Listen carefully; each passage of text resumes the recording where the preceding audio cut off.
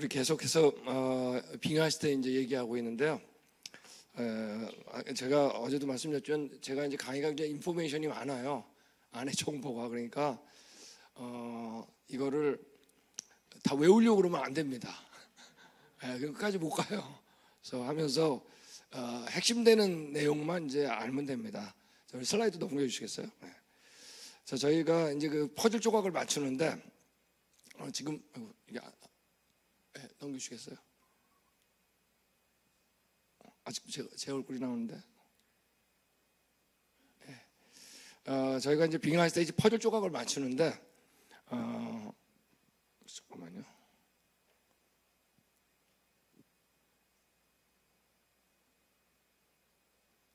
됐습니다. 자, 빙하 시대 하고 있죠 지금요. 그리고 노아홍수 했습니다. 이제 노아홍수 얘기는 한 번만 나오는 게 아니라 오늘도 이제 계속 나옵니다. 다 연결돼 있기 때문에. 자, 우리가 언제 가져왔다고요?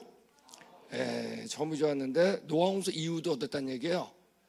지금보다 좋았다는 얘기예요. 홍수 이전보다는 안 좋았지만. 그리고 이제 오늘 하게 될 공룡이 있고, 그다음에 수명에 대한 얘기를 할 거고, 바벨탑 얘기는 이제 계속 나올 겁니다. 이제도 얘기했지만. 그다음 메모드 얘기는 오늘은 이제 안 하고요. 내일 아마 전반부에 제가 하려고 합니다. 욥기 얘기, 욥기도 이제 계속 나옵니다. 오늘 욥기 하면서 우리 언어 얘기도 아마 할 수 있을지 않을까 지금 생각을 하는데요. 언어 있고 그다음에 석회동굴, 종류석, 뭐 석순 이런 얘기 아시죠?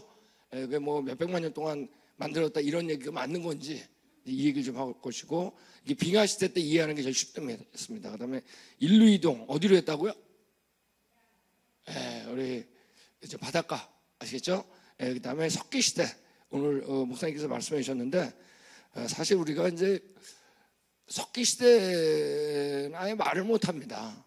돌들은, 그죠? 이걸 진화론적으로 해석을 한 건데 문자가 남아 있는 것도 사실 우리는 믿을 게 없어요. 자, 왜냐하면 아까 어제 얘기했지만 삼국유사 삼국사기 있잖아요. 그거 자체가 고려시대 때 쓴 거잖아요. 그러니까 그게 삼국시대를 대변할 수가 없어요. 만약 우리가 조선시대 못 쓴다 그랬죠, 역사를. 근데 지금 역사는 쓸 수 있을까요? 여러분, 지금 역사도 못 써요. 누가 썼냐에 따라 다 달라. 그죠? 그러니까 지금 역사도 우리는 못 써요. 뭐가 옳은지도 모르고. 그죠? 예전에 우리 드라마 중에 주몽이라는 드라마가 있었죠. 주몽. 나이 드신 분은 압니다. 뭐 다 보진 않았는데 그 주몽에 대한 그 기록이 있나요? 없나요? 거의 없어요. 근데 지금 며칠 동안 그 드라마를 했잖아요. 그래가지고 그때 그 기자가 그 작가한테 물어봤잖아요. 이거 지금 자료가 없어가지고 너무 힘들지 않았냐고. 근데 그때 그 작가가 명답을 얘기했습니다. 자료가 없어서 너무 좋았다고. 아무도 뭐라고 못해. 여러분, 주몽이 그렇게 살았을 가능성은 제로. 전혀 없어요. 예전에 우리 그 창조과학 탐사에 역사학자가 한 분이 오셨는데 그분이 참 이제 강의를 다 듣고 자라서 그러셨어요. 우리 역사학자는 책에 나와 있는 한 줄 가지고 몇 페이지 논문 써야 된다고. 이게 되겠어요, 그게? 써 있는 그게 사실 다죠. 나머지 한다 그래도 그것도 또 추론이에요. 그러니까 우리가 여러분, 과거를 우리가 알 수 있냐? 없습니다. 우린 또 잊어버렸어요. 어떻게 사는지 알 수가 없어요. 그러면 하나님께서 우리에게 성경책을 만약 안 남겨뒀다, 알 수 있을까요? 아담과 하와를 어떻게 알아요? 선악과 얘기를 어떻게 알아요? 노아 홍수 얘기 알 수 없어요. 그러니까 우리에게는 정말 하나님께서 성경을 주게 너무나 감사하지만 하나님 쪽에서는 어떻게 했을까요? 이 성경을 꼭 전하고 싶었어요. 그죠? 이유가 또 있어요. 왜? 성경 그대로 누가 오셨으니까. 예수님이 오셨어야 되는데 그러려면 성경이 있어야 돼. 없이는 여러분 우리가 예수님 믿을 수가 없어요. 성경인 건 누구예요? 예수님은 그랬죠. 나를 얘기하고 있는 거라고. 이거 안 주셨으면 여러분 우리 알 수 없어요. 이 말씀이 그러니까 누구죠? 이게 예수님이에요. 네. 여러분, 그 다음에 종부나, 이건 좀 빅 토픽입니다. 오늘 저녁 때 할 겁니다. 인종 어제 했죠? 두 단어 요약할 수 있다고 그랬죠. 뭐죠? 기억나세요? 한혈통과 뭐예요? 격리. 좋습니다.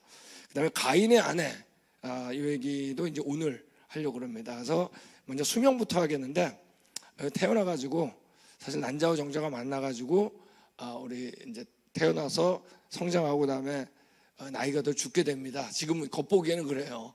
예. 근데 계속 우리가 언제 가져왔다? 예, 처음이 좋았던 겁니다. 그 타락한 거예요, 그죠? 가시덤불 엉겁게 안 하고 이때 죄가 들어온 거예요. 하나님하고 영원히 못 살게 된 거예요.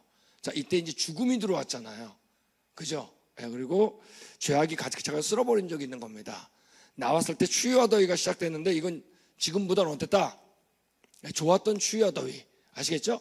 예, 이때 근데 충만하라 그러는데 바벨탑을 쌓으면서 흩으지 말자 그랬죠. 이때 하나님이 언어를 안 통하게 하셔서 강제로 흩으신 거예요. 흩으시면서 일어난 게 바로 뭐죠? 빙하 시대입니다. 바닷가 쪽으로 이동을 한 겁니다.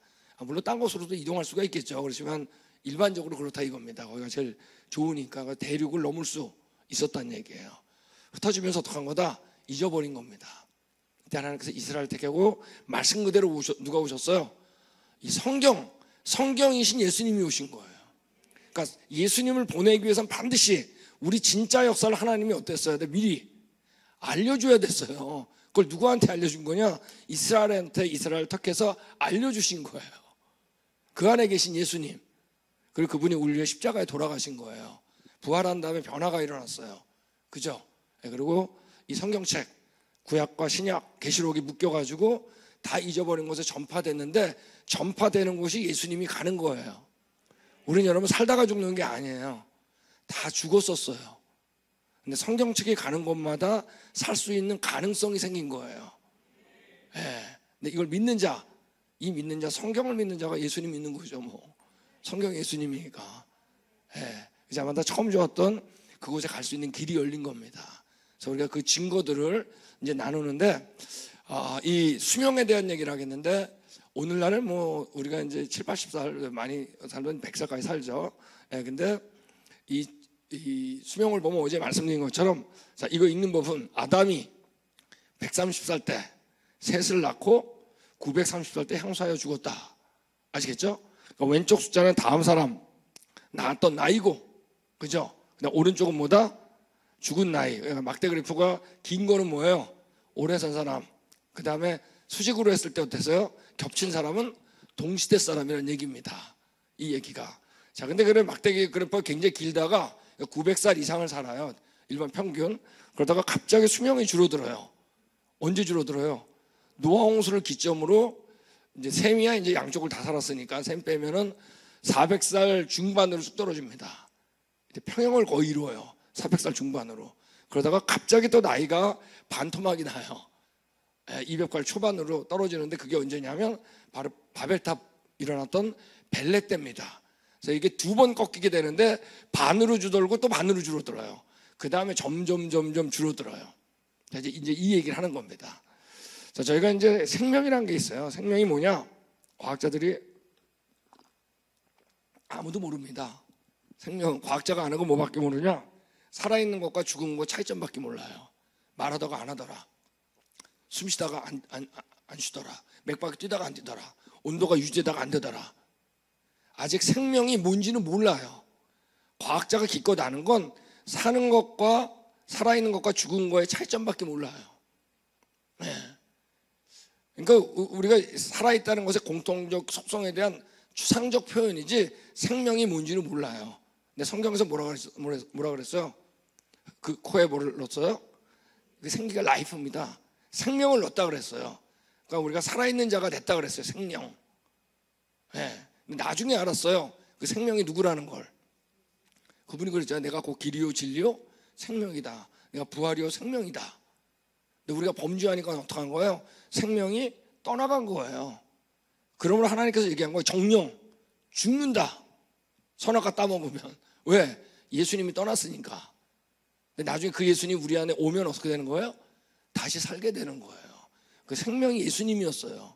생명이 뭔지 모르기 때문에 죽음도 몰라요. 이건 성경을 통해서만 알아요. 예수님이 있는 건 생명, 산 거고 예수님이 없는 건 죽음이에요. 하나님 없이 영원히 사는 거니까 죽음이라 그러는 거예요. 여러분 안에 이 생명이 있으세요? 여기 생명이 예수님이죠. 뭐. 수명 뭐냐? 생명이 시작부터 죽을 때까지 기간입니다. 육체적으로. 근데 일반적으로 이제 노아가 있는데 노화는 시간이 흐름에 따라 형태적으로 변하고 생물학적으로 신체 기능이 저하되는 현상인데 일반적으로 수명이 감에 따라 노화가 진행돼요. 그죠? 일반적으로 그렇다는 얘기입니다. 근데 이런지 아닌지도 이거 사실 깊이 들어가면 잘 모릅니다. 굉장히 어려운 내용이에요. 그래도 노화는 어느 정도는 여기 나와 있는 것처럼 생물학적 신체 기능이 저하되는 거기 때문에 많이 연구되어 있는 편입니다. 예. 그래서 여기 있는 것처럼 노화, 인간 세포 같은 경우는 70회 내지 90회 정도 분열을 해요. 자, 분열을 한다는 얘기는 유지가 된다는 거예요. 어느 정도 젊음이. 그러다가 멈춰요. 이때부터는 장기가 닳아 없어지고 노화가 이제 시작되는 겁니다.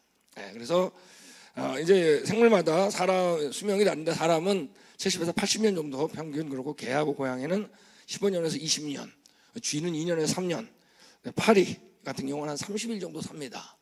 예. 그래서 노화를 일으켜주는 이제 영양이 있는데 영양은 두 가지로 이제 나눌 수가 있는데 하나가 환경적인 영양이고 그 다음에 유전적인 요인입니다. 이 두 가지를 다 봐요. 근데 이거는 독립된 거라고 얘기하진 않아요.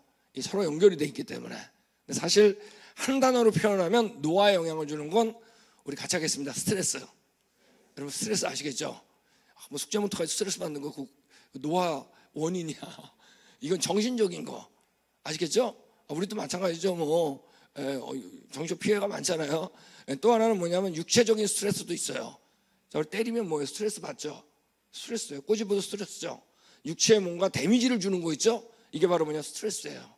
그러니까 육체적으로 정신적으로 영향을 다 주는 겁니다. 그래서 이 환경적인 요인부터 하면은 한마디로 얘기하면 스트레스입니다. 근데 여기에 이제 스트레스를 주는 것 중에 첫 번째가 바로 뭐냐면 온도예요. 기온에 의해 가지고 우리가 스트레스를 받아요. 너무 추워도 어때요? 스트레스 받죠. 맞습니까? 네, 막 몸이 안 펴지잖아요. 너무 더워도 어때요? 진짜 일하기 싫습니다. 스트레스 받아요. 네. 이런 실험을 해봤어요. 파리한테 말이에요. 29도를 유지시켰어요. 파리에게 그랬더니 이거 한 마리 가지고 실험한 건 아닙니다. 여러 마리. 평균 약 30일을 살았어요. 파리가. 네, 그런데 25도로 낮췄더니 80일을 살았어요. 자, 이 얘기는 뭐냐면 이 파리에게는 25도가 어땠다? 훨씬 덜 스트레스를 받는다는 얘기예요. 아시겠어요? 그러니까 우리가 추위와 더위 스트레스 받을까요? 안 받을까요? 받습니다. 그리고 그러니까 우리 뭐 겨울에 서울에 한국 겨울에 추울 때 스트레스 받죠. 저는 이제 여름에 그랜드 캐니언 같은 투어를 할 때면 이 사막을 지난다 그랬잖아요. 스트레스 받습니다. 특히 데스밸리 갔을 때 제가 약 50도를 경험했거든요. 여러분 50도가 어떤지 아세요? 이렇게 걸어가면 팔이 화상 입는 것 같아요. 엄청 스트레스 받아요. 네. 사막에 사는 사람들은 이 주름살도 훨씬 많습니다. 네. 환경적 요인 또 하나가 바로 뭐냐면 이제 돌연변이라는 게 있습니다. 네. 돌연변이는 뭐냐면 두 가지가 있어요. 실제적으로 돌연변이는 사실은 일반적으로 얘기하는 돌연변이는 저희가 이 DNA 있죠. 이 DNA이자 이 데미지를 받아가지고 서열이 바뀌는 현상을 우리가 돌연변이라 그럽니다. 그래서 우리에게 돌연변을 일으키는 것들은 이런 액선, 감마선, 자외선 있죠. 단파들, 그러니까 파장이 짧을수록 에너지가 세거든요. 그러니까는 우리가 자외선보다 보란파 쪼노주 빨 이렇게 되어 있잖아요, 그죠? 그러니까 보라색보다 파장이 짧은 걸 뭐라 그래요? 자외선이라 그래요. 그보다 더 짧은 건 액선이라 그래요. 더 짧은 건 감마선이라 그래요. 파장이 짧을수록 에너지가 세기 때문에 우리에게 데미지를 주는 겁니다. 그러니까 여기서 우리 액선, 감마선 이게 바로 뭐 방사능 아니에요. 방사능 유출될 때 우리가 무서워하는 게 바로 뭐죠? 이런 것들이 우리에게 데미지를 주는 거예요. 근데 이 데미지를 주는데 이 돌연변이는 두 가지가 있는데 하나는 체세포 돌연변이가 있어요. 우리 몸에 데미지를 받는 거예요. 아시겠죠? 근데 이것이 난자와 정자에 영향을 주면 어떻게 되냐? 다음 세대에 영향을 줄까요? 안 줄까요? 주겠죠. 이걸 우리가 생시세포 돌연변이라고 그럽니다. 그러니까 우리가 환경적인 요인이 유전적인 요인하고 어때요? 독립적인 것이 아니라는 얘기예요. 서로 연결되어 있다는 얘기가 바로 여기서 나온 겁니다. 아시겠죠? 그러니까 우리가 이 외부에서 이런 것들이 우리에게 돌연변을 준다. 아시겠죠? 그리고 스트레스를 준다는 거예요. 노화를 촉진시킨다는 겁니다. 그래서 환경적인 요인 중에 또 하나가 바로 뭐냐면 활성산소라는 거 있어요. 들어보셨죠? 활성산소 얘기 많이 나오잖아요.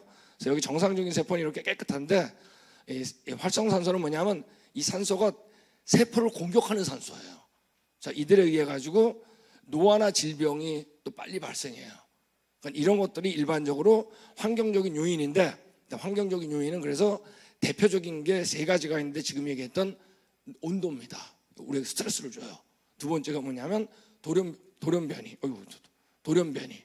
활성산소, 이거 말고도 몇 개가 있겠죠. 여러 개가 있는데 기본적으로 이제 요 얘기를 제가 한 겁니다. 이것에 의해서 우리가 어떻게 된다? 노화가 일어난다는 얘기예요. 이런 환경으로 촉진되는 겁니다. 자, 또 다른 하나가 이제 유전적인 요인인데, 이거는 요즘에 이제 굉장히 많이 연구가 되어 있습니다. 이런 경우가 있었어요. 여기 C 엘리건스라고 하는 예쁜 꼬마 선충이라고 있는데, 이 예쁜 꼬마 선충이라고 요거에 DAF2라는 유전자가 있어요. 이 유전자를 억제시켜 봤어요. 발현이 안 되게 해봤더니 수명이 6배까지 늘어난 거예요. 자, 이거는 뭐죠? DAF2라는 것이 어떤 거예요? 노화를 촉진시키는 유전자라는 얘기입니다. 아시겠죠? 이런 것도 우리가 알죠. 프로제리아라고 조로증 아시죠? 네, 조로증은 여기 지금 사진에 나와 있는 사람들 굉장히 나이가 많은 것 같지만 실제로 5살밖에 안 돼요. 아주 빨리 늙는 겁니다. 그래서 노화가 5배 내지 8배가 빨리 노화가 일어나요. 그래서 이거는 오늘날에는 유전자 돌연변이 결과로 알려졌어요. 오른쪽에 건강한 세포 보이죠? 네, 그런데 프로제리아 세포는 이 노화가 빨리 일어나 유전적인 문제가 생겨가지고 이렇게 데미지를 입은 겁니다. 유전적인 거죠. 이런 거는 뭐 지금 뭐 위키페디아라든지 인터넷 들어가면 쭉 나옵니다. 지금까지 유전적인 노화에 영향을 주는 유전자들, 여기 있는 것처럼 FOX들이 단백질이라는 것도 이 단백질 안에서 발생하는 유전적 변화가 사람의 수명과 관련된 것으로 보고되어 있어요. 이것 말고 정말 많아요. 어쨌든 유전적인 거 영향이 있다 없다? 있다는 얘기입니다. 자, 우리가 여기 세포가 있는데, 세포 안에 이제 핵이 있고 이 안에 뭐가 있죠? 염색체라는 게 있죠. 이 염색체 코일처럼, 여러분 X처럼 생겼잖아요. 염색체가 코일처럼 막 감겨 있는 게 바로 뭐예요? 이게 바로 DNA입니다. 이게 뭐가 다 들어있는 거예요? 우리의 유전 정보가 들어있는 거예요. 그러니까 저에 대한 모든 유전 정보는 다 누구한테 왔어요? 저희 어머니하고 아버지 외에는 없어요. 다른 데서 온 게 없어. 아시겠죠? 이 유전적인 것이 결합이 돼가지고 우리한테 영향을 준 겁니다. 그대로 온 겁니다. 그런데 이게 이제 염색체인데, 요즘에 이제 염색체 연구를 할 때 이게 알게 됐어요. 염색체 끝에 있는데 이게 텔로미어라는 것이 있는데, 이 텔로미어가 우리 수명에 영향을 준다는 걸 알게 됐어요. 이걸 텔로미어라 그럽니다. 이 끝에 우리 보라색으로 보이죠? 그래서 이거를 우리가 안에 그리면 이게 이제 처음에 텔로미어가 이렇게 생겼는데, 이것이 우리 수명이 지나면 따라, 나이가 들면 따라 어떻게 되냐면 분열을 해요. 분열을 하면서 어떻게 되냐, 점점 짧아져요. 거꾸로는 절대 안 가요. 이거는 짧아지기만 하지 길어지진 않아요. 자, 이건 염색체에 대한 거니까 당연히 뭐죠? 유전자에 대한 거잖아요. 그러니까 유전적인 요인이 있다라는 거예요. 자, 예를 들면 이런 게 있어요. 예전에 우리 그 포유류로 처음으로 복제를 성공한 게 있습니다. 복제 양 돌리 들어보셨어요? 네, 복제양 돌리는 어떻게 했냐면, 원래 이제 새끼를 만들려면 어떻게 해야 돼요? 난자와 정자가 있어야 되잖아요. 네, 근데 정자가 없이 만든 거예요. 이걸 체세포 복제라 그래요. 난자하고 어떻게 한 거냐면, 정자를 뽑지 않고 어디냐면 우리 몸에서 체세포를 떠내가지고 그대가 이걸 합성을 시켜가지고 전기 충격에 의해 가지고 이 정자처럼 난자가 받아들여가지고 새끼를 낳은 게 바로 뭐냐면 복제입니다. 이걸 우리가 그래서 정자가 필요 없다, 그래서 체세포 복제라고 한 거예요. 정자가 없어도 만드네. 이때 만들었을 때, 그 돌리를 만들었을 때 그 돌리의 나이가 어땠냐, 염색체를 딱 조사하니까 체세포를 줬던 사람 있죠. 체세포를 줬던 사람의 염색체 텔로미어 길이였어요. 자, 이 얘기는 뭐냐면, 그때 아기를 베이비를 낳았다 하더라도 그 체세포 증여자보다 오래 살 수 없다는 거예요. 그 나이로 낳는 거예요. 아시겠죠? 그러니까 이때도 이 유전에 영향을 준다는 걸 알게 된 거예요. 이런 걸 통해 가지고. 아시겠죠? 자, 이런 것도 있어요. 얼마 전에 또 이것도 뉴스에 났던데, 이 부분에 대해서 지금까지 기록상으로 가장 오래 산 사람은 122살 살았던 잔 칼먼트입니다. 이 사람 말고는 없습니다. 우리는 알죠. 무드셀라. 무드셀라 말고, 왜냐하면 어떤 사람은 더 오래 살았다는 사람도 있어요. 최근. 근데 그 사람은 그 자기가 태어난 그 뭐라 그러나 출생신고서 있죠. 출생신고가 확실하지 않아요. 출생신고서가 확실한 사람 중에 제일 오래 산 사람은 이 잔 칼먼트라고 하는 프랑스 여성입니다. 근데 이 사람을 조사해봤어요.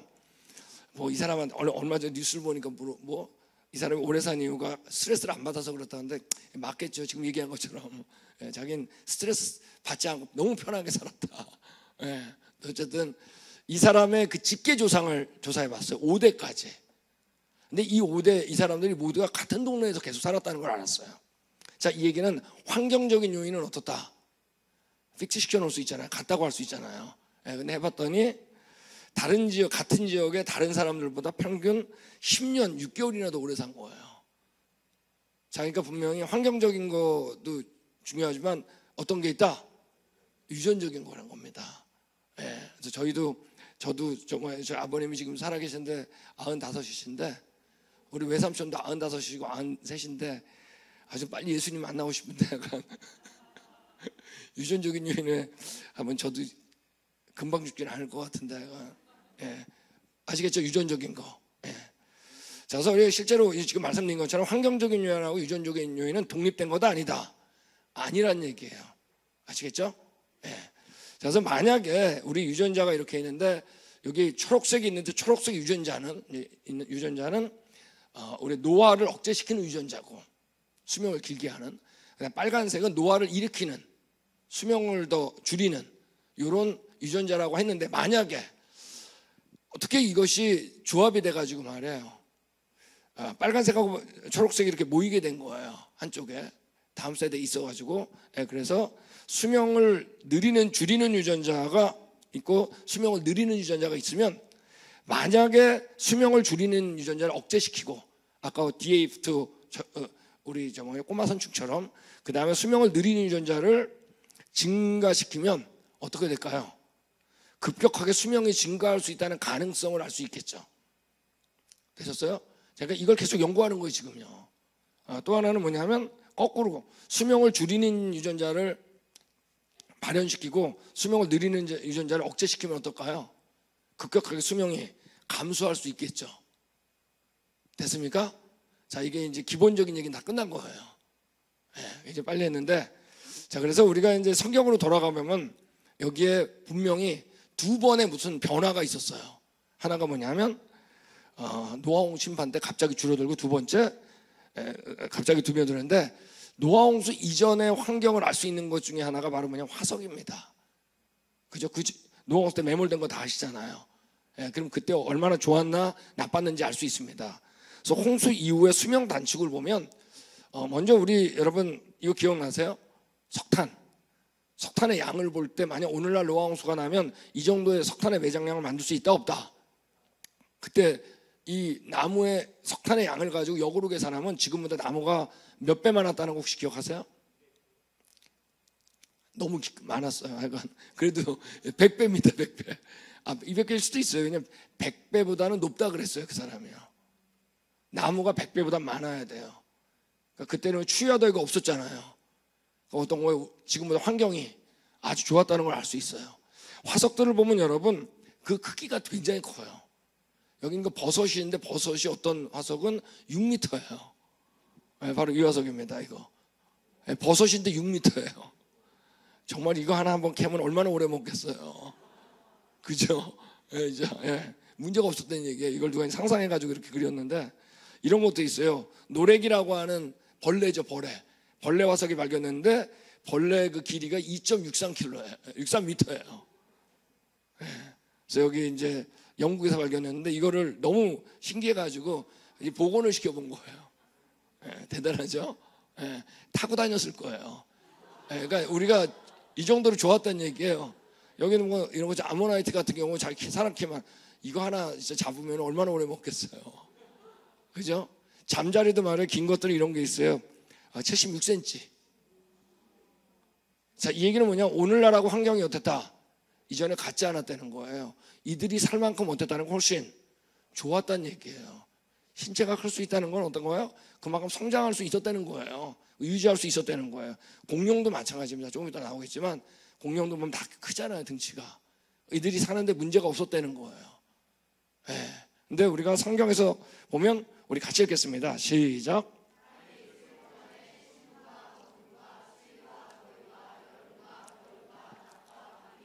예, 이게 방주에서 홍수 끝난 다음에 나오자마자 하나님께서 말씀하신 겁니다. 여기 심음과 거둠은 이전에 나와요. 우리 창세기 3장에 범죄한 다음에 이제 노동을 하게 돼요. 그 다음에 여름과 겨울은 창세기 1장 14절에 나옵니다. 이때 징조와 사계절과 일자와 연한, 예, 그러면서 사계절이 등장해요. 사계절은 추위와 더위가 아닙니다. 23.5도 기울어져 있죠, 지구가. 낮의 길이가 기냐 짧으냐 얘기예요. 이땐 추위와 더위란 말이 없어요. 아담과 하와가 옷을 하나도 안 입을 정도로 좋았다는 얘기죠. 낮과 밤은 창세기 1장 첫째 날에 등장합니다. 근데 이때 없던 게 하나 등장해요. 바로 뭐예요? 추위와 더위가 등장한 겁니다. 이제 이거를 설명하는 그 창조과학자의 모델이 있는데 그 모델이 하나가 바로 덮개 효과라는 게 있습니다. 그 덮개 효과는 이제 홍수 이전과 이후 지구의 환경 변화에 대한 모델인데 그 내용을 보면 창조 둘째 날에 만들어진 궁창 위의 물의 유물을 얘기하는 겁니다. 뭐냐면 성경에 보면 이렇게 돼 있어요. 둘째 날의 이제 모양인데 이렇게 돼 있어요. 하나님이 궁창을 만드사, 우리 하나님이 영이 어디에 운행했다 그랬죠? 수면에 운행했다 그죠? 창세기 첫째 날에, 그죠? 근데 그걸 둘로 나눴어요. 궁창 아래 물과 위에 물로 나누는 장면이 나와요. 그래서 하나님이 궁창을 만드사 궁창 아래 물과 궁창 위에 물로 나눴다 그랬어요. 네, 근데 궁창 아래 물은 셋째 날에 한 곳으로 모여서 뭐가 되죠? 바다가 됩니다. 근데 궁창 위의 물은 언급이 없어요, 성경에. 근데 궁창 위의 물은 창세기 시작할 때 보면 이렇게 돼 있어요. 모든 기품의 샘들이 터졌다 그랬죠. 터졌다는 것뿐만 아니라 하나가 더 등장하는데 바로 하늘의 창들이 열렸다 라는 게 있는데 혹시 이게 노아홍수 이전에 궁창 위의 물이 쏟아진 게 아닐까 라고 하는 게 바로 뭐냐면 우리 같이 하겠습니다. 덮개 효과. 캐노피 이펙트라고, 우리 덮개죠. 캐노피가 덮개가 수증기 덮개가 있었다. 그래서 대개 이제 이 덮개 효과를 믿는 사람들은 그 물은 아마 수증기 형태였을 것이다 그런 얘기를 많이 합니다. 그러니까 수증기면 그러면 별이 안 보였겠네요. 이게 아니라 우리가 물을 펄펄펄 끓이면 뭐가 뿌연 게 나오죠. 뿌연 거 나올 때까지 뭐예요? 이걸 뭐라 그래요? 김이라고 그래요. 김. 아시겠죠? 어느 순간부터 안 보이죠. 이때부터가 바로 뭐예요? 이게 수증기입니다. 그래서 수증기는 무색, 무취. 아시겠죠? 그래서 우리가 투명 수증기층이 있지 않았을까 그런 거예요. 자, 여러분, 과학이란 것은 과거를 알려고 하는 역사과학이라도 그 역사과학의 대상이 내 손 안에 있어야 돼요, 없어야 돼요? 있어야 돼요. 화석도 내 손 안에 있어야 돼요. 산도 내 손 안에 있어야 돼요. 자, 근데 지금 이 궁창 위에 물은 지금 있어요, 없어요? 없어요. 자, 그러면 이거는 여러분 이걸 가지고 막 드라이브를 걸면 안 돼요. 이거 맞다만 그러면 안 돼. 이거는 그래서 우리도 뭐라 그러냐면 하나의 모델이라 그래요. 지금 없으니까. 자, 근데 이 모델이 그래도 굉장히 재밌는 모델이라는 얘기입니다. 그래서 만약 이제 궁창에 물 수증기층이 있으면 여러분 온실 효과라는 거 아시죠? 그래서 그러면 온실 효과를 얘기할 때 꼭 나오는 게 온실 가스가 나옵니다. 자, 근데 온실 가스가 나오는데 온실 가스 중에 가장 중요한 게 바로 뭐냐면 수증기입니다. 예, 수증기가 거의 90% 이상 중요한 온실가스예요. 그 다음에 이산화탄소가 있는데 이산화탄소는 한 5% 영향을 줍니다. 그 다음이 오존, 그 다음이 메탄, 순서가 그렇습니다. 그래서 이런 것들 등이 온실가스로 인해서 대기가 들어오잖아요. 열이. 이걸 갇히게 만드는 역할을 해요. 그럼 만약에 우리 궁창에 물이 있었다 그럼 어떨까요? 지금보다 훨씬 따뜻했었고 골고루 따뜻했겠죠. 너무 따뜻할 수도 있어요. 그래서 이제 비판을 되게 받아요. 예, 근데 이걸 주장하는 사람들은 그 이제 온실가스의 두께의 문제다. 두께가 얼마인지 우리가 모르기 때문에. 예, 그것도 맞는 말이에요. 예. 자, 근데 이제 우리가 이제 빛이라 그러면 이렇게 돼 있습니다. 예, 우리 보남바초 노주빨 아까 얘기했죠. 가시광선이 있는데 보남바초 노주빨, 그래서 보남바초 노주빨 이쪽이네. 빨간색보다 긴 거는 적외선 마이크로파 전파예요. 이들은 여러분 우리 몸에 다 좋은 거예요. 뭐 적외선 냉장고 막 이런 거 나오죠. 싱싱하게 하는 거. 그래서 파장이 긴 것들은 우리 몸에다 좋은 거예요. 가시광선 이상은 우리 몸에 좋은 거예요. 자, 근데 파장이 짧은 자외선, X선, 감마선은 에너지가 세가지고 우리한테 돌연변이를 일으켜요. 안 좋아요. 그러니까 우리 눈도 어때요? 안 좋아지죠. 그러니까 항상 어때요?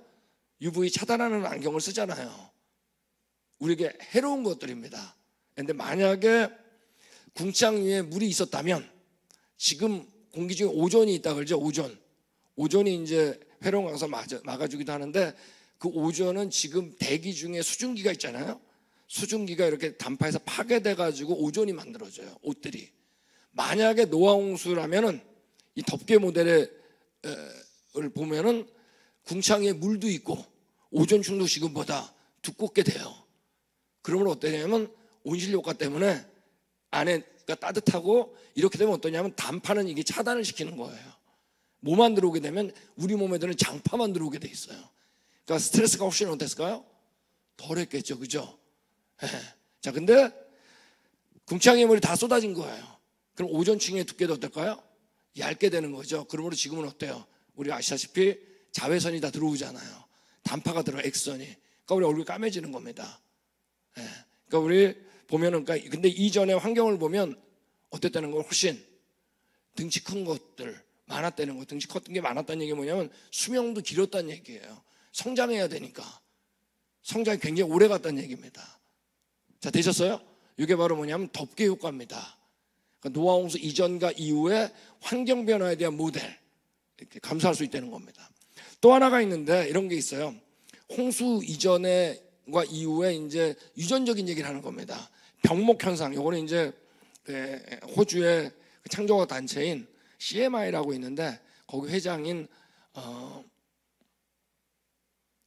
이름이 갑자기 생각나는데 얼굴만 떠로 있습니다. 윌랜드라고 있습니다. 이분이 이제 내용을 했는데, 노화홍수에 어마어마한 사람들이 살았겠죠.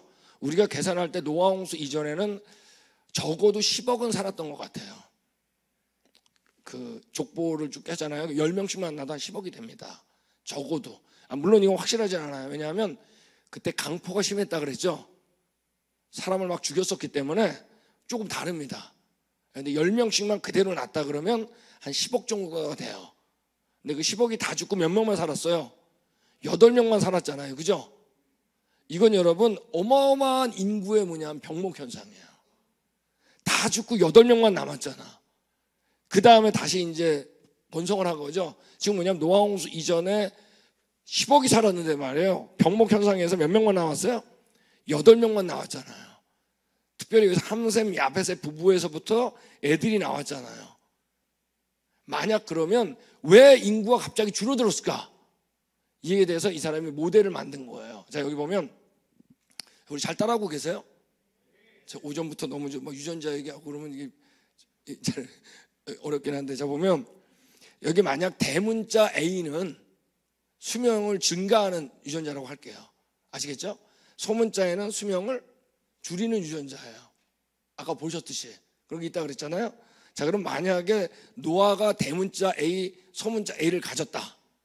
많은 유전자 중에 하나만 한 거예요. 하나만 해보는 거예요. 다른 것도 있겠죠. 근데 노아의 아내는 소문자만 가졌을 수 있겠죠. 그래서 애를 낳으면 어떻게 될까요? 소문자 A만 낳을 수 있는 애가 확률이 2분의 1이잖아요. 맞습니까? 근데 애를 낳는데 만약에 함셈 야벳이 소문자만 가진 애였어, 하필이면. 오케이? 근데 얘네들이 얘네가 아니지. 조상인데. 이분들이 방주에 탔잖아요. 됐습니까? 여긴 대문자 A가 들어갈 수가 없잖아. 아시겠어요? 근데 하필이면 그때 함셈 야벳의 부부가 소문자만 가진 사람이 갈 수도 있다는 얘기예요. 이건 하나님이 인위적으로 하셨을 수도 있어요. 아시겠어요? 네, 그래가지고 그 다음에 나면 여기는 뭐밖에 안 나요? 소문자밖에 안 날 수 있잖아요. 그러므로 이 병목 현상 있죠. 인구의 병목 현상은 당연히 어떤 일이 발생하냐 하면 유전적으로 특별한 전달되지 않을 수 있는 그 유전 정보가 전달되지 않을 가능성이 어때요? 굉장히 높아지게 돼 있어요. 근데 이거는 이분도 하나님께서 인위적으로 어떻게 했다? 수명을 줄이는 유전자를 셀렉트할 수도 있었다는 얘기예요. 두 번째 뭐예요? 환경도 어떻다? 이제 추위와 더위가 시작했으니까 안 좋아졌다는 얘기예요. 그러니까 이런 모든 거 우리 창조과학자의 뭐예요 지금? 이건 모델이에요, 모델. 아셨어요? 그러니까 우리 창조과학자들도 우리 나름대로 모델을 만듭니다. 예. 그래서 우리가 나이가 어떻게 됐다? 확 줄어들었다는 얘기입니다. 또 하나는 뭐냐면 방주에서 나왔을 때 그래도 어느 정도 괜찮았는데, 그죠? 근데 뭐가 일어났죠? 빙하 시대가 일어난 거예요. 이때 어떤 거예요? 극단적으로 추위가 시작됐잖아요. 더위가 이때 이제 시작했죠. 사막이 생기고, 맞습니까? 사계절이 어떻게 해서 진짜 뚜렷해졌어, 지금같이. 그러니까 어떻게 했어요? 우리가 훨씬 더 스트레스를 받았겠죠. 자, 그러면 여러분, 자, 이 족보를 보면 노아 홍수를 기점으로 갑자기 반토막이 나요. 환경이 변화가 된 거예요. 두 번째 뭐죠? 유전적으로 수명을 줄이는 유전자가 셀렉트 됐어요. 반토막을 한 거예요. 자, 근데 나와가지고 환경적으로 어땠다? 수변 사막 때는 그래도 괜찮았죠? 그 평형을 이뤘어요. 그럼 어땠을까요? 400살 중반으로 평형을 이뤘던 거예요. 근데 갑자기 반토막이 나요. 언제죠? 하필이면 벨렉 때예요. 벨렉 때 바벨탑 사건 났죠? 뭐가 일어났어요? 빙하 시대 일어났죠? 이때부터 뭐가 극단적인 오늘날의 추위와 더위가 됐겠죠. 반토막이 또 난 거예요. 네. 그 다음에 쭉 반토막 나다가 점점 나이가 줄어듭니다. 여기 보면 이때가 바로 뭐예요? 빙하 시대 700년. 자, 요거를 세워서 하면 좀 더 쉽습니다. 자, 노아 홍수 이전에는 거의 900살 이상으로 삽니다. 고공행진 하다가 반토막이 딱 나요. 자, 여기서 셈은 별로 중요하지 않아요. 셈은 양쪽을 다 살았기 때문에. 네, 그리고 바벨탑 이후에 반토막이 또 났다가 점점 줄어들어요. 2번 줄어들죠. 2번 환경 변화가 있었다는 얘기입니다. 그 다음에 여기에 400살 중반으로 살았던 이 시대를 뭐라 그럴 수 있을까요? 우리가 무슨 시대예요? 이때가 홍사 끝나기 전, 빙하 시대 이전이니까 바로 뭐예요? 바로 맞습니다. 수변 사막이에요. 그러니까 요거도 뭐예요? 수변 사막이 있었다는 얘기를 보여주는 거예요. 지금보다는 어땠다? 환경이 좋았다는 얘기입니다. 재밌는 건 뭐냐면 지금 X선이나 감마선이 지금 태양에서부터 오잖아요, 그죠? 근데 태양에서 오는데 이걸 1차적으로 막아주는 게 있어요. 그게 바로 뭐냐면 지구의 자기장입니다. 여러분, 만약에 지구가 자석이 아니잖아요, 그럼 우리 1초도 못 살고 다 죽어요. 왜냐하면 태양에서는 X선, 감마선, 원자폭탄 맞은 거랑 똑같은 거예요. 근데 1차적으로 막아주는 게 자기장이에요. 여러분, 그러니까 우리가 지구가 자석이 아니래도 못 살아. 아세요? 여러분, 지구의 자기장이 너무 세도 못 살아요. 그러면 여러분, N극과 S극이 굉장히 세지겠죠? 뜨거워서 못 살아요. 이것도 여러분 적절해야 돼요. 네, 근데 우리가 우리 지구물리학자들이 자기장을 측정한 이래로 지구의 자기장이 점점 감소하는 걸로 알았어요. 근데 그 감소하는 패턴이 1400년마다 반으로 감하는데, 그 감소하는 패턴도 뭘까요? 이런 대답도 척척하잖아요. 지수함수. 근데 바벨탑을 기점으로 나이가 줄어드는데 어떻게 해요? 점점 줄어드는 거 재밌어요. 지수함수로 2번 꺾이고 지수함수로 줄어들고. 여러분, 이거를 우리가 수명만 보더라도 어때요? 성경에 나와 있는 이 역사, 무슨 일이 있었어요? 타락 이후에는 죽음이 왔어요. 홍수 이후에는 또 반토막이 났어요. 900살 이상 살았는데. 근데 바벨탑 이후에 또 반토막이 났어요. 노아 홍수에 따른 유전적인 선택, 그다음 병목 현상, 그리고 궁창염을 제거, 그다음에 바벨탑에 이은 빙하 시대, 극단적인 추위와 더위, 스트레스, 또 반토막 났어요. 그다음 점점 줄어드는데, 하필이면 자기장이 줄어드는 것 같아요. 그럼 우리가 언제 가져왔다고요? 우리 같이 읽겠습니다. 시작. 네, 되셨죠? 수명이었습니다. 그래서 저기 있는 것처럼 역시 수명도 보면 우리 수명은 뭐 만만한 게 아니에요. 우리가 사는 게 지금 100살 정도밖에 못 살기 때문에 오래 살아도. 근데 예전에 오래 살았다는 것을 아는 거는 우리가 이제 이런 모델을 통해서 아는데, 우리 2번 꺾인 거 얘기했습니다. 이제 수명했죠. 이제 제가 수명에 써 있는 이제 정말 질문 많이 나오는 공룡 얘기를 하겠습니다. 저 여기에다 연결이 되기 때문에 제가 수명을 먼저 했습니다. 자, 공룡 정말 질문 많이 나옵니다. 우리 창조과학 할 때 제가 사역하면서 공룡에 대한 질문 정말 많이 받았는데, 우리 공룡 뭐 이런 것들 있죠. 어른들은 공룡 이름 잘 모릅니다. 이름이 길어가지고. 근데 우리 애들은 잘 알아요. 이런 거 가장 보편적인 거 뭐 긴 거 있죠. 키가 큰데 아파토사우루스라고 있습니다. 이런 거 있고, 자, 2발로 걷는 거 바로 뭐죠? 티라노사우루스가 있습니다. 이거 파라사우루푸스 이런 것도 있고, 그 다음에 스테고사우루스 이런 게 있고, 그 다음에 트리세라톱스가 있고, 그다음에 안킬로사우루스 이런 것들도 있고. 이건 공룡은 아니에요 실제로. 근데 물속에서 사는 거대한 파충류 플라지오사우루스라는 게 있고, 테라노돈이라는 게 있습니다. 날아다녔을지 점프만 했을지 잘 모릅니다. 본 적이 없기 때문에. 테라노돈이 있는데 공룡하고 같이 취급을 합니다. 공룡에 대한 화석은 전 세계에서 다 발견됩니다. 그런데 전체 화석에 비해서는 아주 조금 발견돼요. 손도 끝도 안 돼요. 그렇지만 그러니까 공룡 화석이 있는 건 사실이에요. 그러니까 과거에 공룡이 살았을까요, 안 살았을까요? 뭐 화석에 있는 거 무조건 살았던 겁니다. 근데 이런 것들이 다 공룡 화석들이에요. 이런 것들도 있고, 이런 것도 발견되고, 이런 것도 있고. 미국에서는 이제 공룡 화석으로 제일 유명한 게 다이노사우루스 내셔널 뮤지엄이라고, 저는 여기 한 6, 7번 갔습니다. 갔는데 거기 가면 공룡 화석이 박혀 있는데, 사실 공룡 화석만 발견되는 게 아니라 여기에는 여러 가지 그 화석들이 같이 발견돼요. 여기 있는 거죠. 거북이도 발견되고, 악어도 발견되고, 다른 파충류, 개구리, 그 다음에 수많은 조개 화석이 같이 발견돼요. 그래서 이런 것들이 지금 공룡 지질학 학생들이 공룡 화석을 채취하는 장면입니다. 그런데 공룡 화석들은 박물관에서 보이는 것처럼 그런 번듯한 모습으로 발견되는 경우는 거의 없어요. 이렇게 조각조각 발견되는 거예요. 자, 이걸 가지고 어떻게 하는 거예요? 이제 맞추는 겁니다. 자, 우리 맞추는 게 쉬울까요, 어려울까요? 자, 지금 퍼즐 조각을 맞추고 있는데, 우리가 퍼즐 조각을 맞추더라도, 자, 퍼즐 조각 맞춰보셨어요? 퍼즐 피스? 뭘 보고 맞추죠? 사진 보고 맞추잖아요, 그죠? 답을 보고 맞추죠? 답이 없는데 맞출 수 있을까요? 이거 아셔야 돼요. 자, 공룡을 본 적이 없는데 맞추는 거야. 더군다나 말이에요, 공룡 여기 화석들이 말이에요, 한 마리가 여러 마리였다. 그러면 완전히 엉뚱한 거 나올 수도 있을까요, 없을까요? 여러분, 공룡에 대한 모든 인포메이션은 어디서 왔다? 화석이에요. 자, 그러므로 과장돼 있을까요, 안 됐을까요? 엄청나게 과장돼 있어요. 사실 아는 게 없어요. 여기 보면 공룡이 잘 발견되잖아요. 근데 여기는 왜냐면 공룡도 인형이고 사람도 인형이에요. 그러니까 이렇게 발견되는 경우는 정말 드물어요. 다 되게 조각조각 발견돼요. 아시겠죠? 자, 그러니까 우리가 공룡 중에 이제 가장 이 유명한 공룡이 아파토사우루스입니다. 제일 큰 거, 키가 한 13m 정도 됩니다. 근데 여러분, 이 아파토사우루스는 여러분 단 한 번도 신체 전체가 발견된 적이 없어요. 몇 조각 안 발견됐어요. 이거 가지고 과장한 거예요.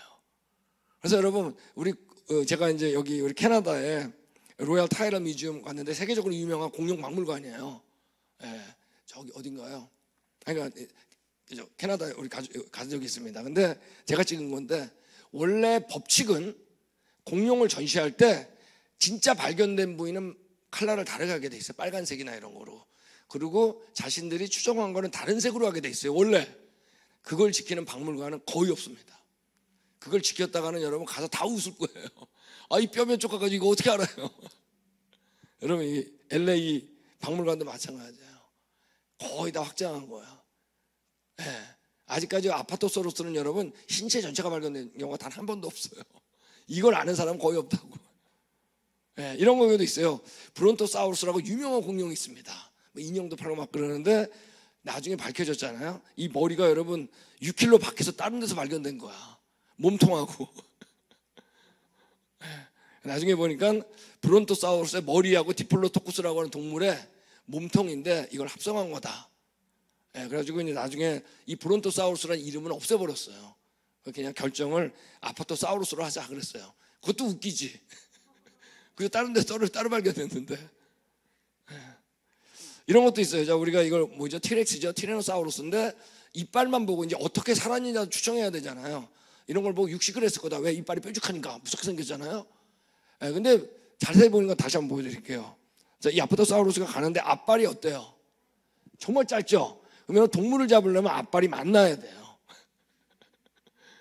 이거는 육식은 불가능하다. 여러분, 이빨의 모습은 육식을 하느냐고 별로 상관이 없어요. 우리 박쥐들이 이렇게 채식 박쥐들이 있거든요. 이빨 뾰족해도 다 채식 먹어요. 여기 우리 판다죠? 판다도 마찬가지로 이빨 뾰족해요. 근데 채식밖에 안 해요. 자, 일반적으로 우리 공룡은 언제 살았다 그래요? 우리 진화론적으로 중생대에 살았다는 거 다 알죠? 들어보셨죠? 중생대에 살았다 그래요. 그래서 2억 3천만 년 전에서 6,500만 년. 자, 근데 이 질세표가 있다고요? 없다고요? 없다 그랬죠? 자, 그래도 이때 살았다고 하는 이유가 있어요. 자, 요거는 이제 우리가 좀 깊숙이 들어가는 겁니다. 아시겠죠? 자, 그래서 주목하시고, 자, 노아 홍수로 돌아가겠습니다. 다시. 자, 우리 이 그림은 익숙하죠? 모든 깊은 샘들이 터지는 바로 뭐죠? 홍수가 시작하는 장면이에요. 그죠? 근데 이게 바로 뭐예요? 노아 홍수의 전기 장면이에요. 지층이 만들어지고 화석이 매몰되고 우리 나무 껍질 매몰되고. 아시겠죠? 이때 물의 깊이가 얼마라고요? 2.6km예요. 자, 노아 홍수기 때 바다가 물이 물러갔다 그랬죠? 이 얘기는 뭐라고? 어느 한쪽은 낮아지고 상대적으로 어느 한쪽은 높아졌다 그랬잖아요. 자, 근데 높아진 데가 바로 어디예요? 땅이죠. 대륙이죠. 그죠? 자, 근데 낮아진 적이 바다죠. 이 얘기는 계속했죠? 자, 높아진 곳이 완전히 평평하게 높아질 수 없겠죠? 높아져도 그 안에서 어디는 더 높고 어디는 더 낮은 데도 있겠죠? 자, 그러면 이 더 낮은 여기는 어떻게, 뭐가 있을까요? 여기는 여러분, 저 뭐죠? 호수로 남아 있었겠죠, 한동안. 맞습니까? 그러니까 이때 노아 홍수 후기 때는 대륙의 많은 곳에 거대한 호수들이 남아 있었다는 걸 그릴 수 있겠죠. 근데 요 안에서는 그러면 어때요? 또 퇴적작용이 일어날 수 있을까요? 없을까요? 그 안에서도 있겠지. 맞습니까?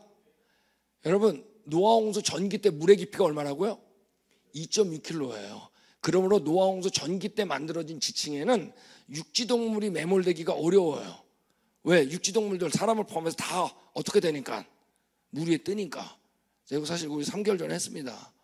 왜 사람 화석이 발견되지 않냐 얘기했었어요. 뜨기 때문에 육지동물 화석은 발견되기 어려워요. 자, 그렇지만 여러분, 여기 호수 안에 남아있는 것들은 어때요? 그래도 물의 깊이가 얕잖아요. 그러므로 여러분, 밑에 노아 홍수 전기 지층보다는 어떨까요? 육지동물 화석이 발견할 가능성이 어떻다? 높겠죠. 여러분, 창조 때의 땅하고 심판 때의 땅 기억나시죠? 그것도 있겠지만 노아 홍수의 전기 때의 지층과 후기 때의 지층도 뭔가 다르겠죠. 저때 노아 홍수 전기 때의 지층은 대륙을 횡단할 거예요. 어마어마하게 넓을 거야. 그죠? 두께가 두꺼울 거예요. 그러니까 노아 홍수 후기 때의 지층은 어떨까요? 좁겠죠. 근데 대륙 안에 볼록볼록 있겠죠. 살짝. 그 두께도 어떨까요? 예, 두껍지 않겠죠. 지금 얇겠죠, 상대적으로. 그리고 거기에는 모두 발견될 가능성이 있어요. 육지동물도 발견될 가능성이 높겠죠. 물론 해양 화석도 발견되지만. 되셨어요? 이걸 일반 지질학들도 아냐? 해보니까 이게 구분이 되더라고. 그래서 우리가 밑에를 뭐라 그런 거냐면 일반 지질학자들이 고생대라고 이름을 부르는 거예요. 뭔가 다르기 때문에. 요 위를 뭐라고 부르냐면 중생대라고 부르는 거예요. 사실 여러분 끄덕끄덕 하셨지만 굉장히 어려운 얘기예요. 우리 지도 교수님이, 제가 원래 진화론적 지질학 공부했다 그랬잖아요. 미국 갈 때 제가 미국 가서 저는 창조과학을 만났어요. 그리고 저는 진화론이 틀렸다는 걸 알고 제가 3년을 공부했어요. 지질학을요. 지질학은 100% 진화론입니다. 100%. 고생대, 중생대, 신생대 하에서 모든 걸 설명해요. 지금 이 패러다임 안에서. 이제 제가 바뀐 다음에 제가 가장 부담 받았던 분이 누구라고요? 저희 지도 교수님이라고 그랬잖아요. 저희 지도 교수님 가서 그랜드 캐니언 우리 투어 오셔서 바뀌었다 그랬잖아요. 그 얘기 안 드렸나 제가? 드렸죠? 안 드렸어요? 제가 이제 사역을 하다가 가장 반가운 분은 지지락하는 분이에요. 지금 이 얘기하면 정신 번쩍 들 거예요. 너무 쉽네.